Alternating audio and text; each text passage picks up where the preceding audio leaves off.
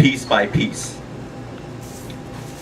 Now, somebody tried to tell me that poets would never make it in the army, but that's not because we can't fight. Nah, I mean, it's just that we don't always share the same line of sight with those in office and officers, even though poets are the best sharpshooters, even though a poet with just a slingshot can change the future.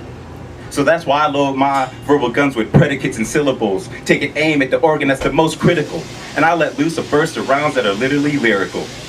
Blindfolded with tied hands, I'll shoot you down where you stand, before you could even understand if what I just said was a spoken miracle. So that's why writers make the best fighters, because we can fire and do harm without even drawing that firearm. I mean, hell, we can do it with just the paper we're writing on. So who needs knives and pistols when I carry pens and pencils, and with my skill I won't miss and you'll have no defense, bro. But you see, the destruction that can be done with what someone says can make weapons of mass destruction about as dangerous as Teddy Ruxpin. Even a politician's little white lie can be twisted and turned into a weapon of mass corruption. Because in the end, we all know that it's words that really cut, man. And that's how it's been since time began.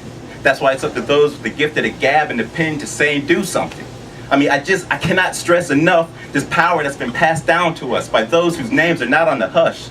I'm talking about Baraka and Obama, King, Malcolm, Ponte, Frost, and Gandhi. Don't let me forget about the women in their struggle, and that dude in Tiananmen Square, you know, the one who stood up against the tank. Just think, it doesn't even matter if you were there. He said nothing, yet the world, his actions can still hear. And I mean, and that's what I'm talking about. The peaceful lethality of a well-sharpened vocabulary, and how the lines that we spit are as deadly as arsenic, or even harsh when we put our hearts into it. I mean, can't nothing stop us once we start marching, kid. I mean, look at what we accomplished by just using these. Look at what we can accomplish by just using these. Look at what we will accomplish by just using these. I mean, if only the world would just read a piece of our minds instead of ducking lead from a chrome-plated 9 with a shine, I guarantee that peace could be reached well within our lifetime. So that's why I'm here tonight. I'm calling for all writers and lyricists alike to arm themselves with notebooks, pens, and mic. I don't care if you gotta go home, get on the internet, the radio, or a telephone. Do whatever you got to get your message sky high like a kite and flown, because I'll be damned if I fight this fight alone.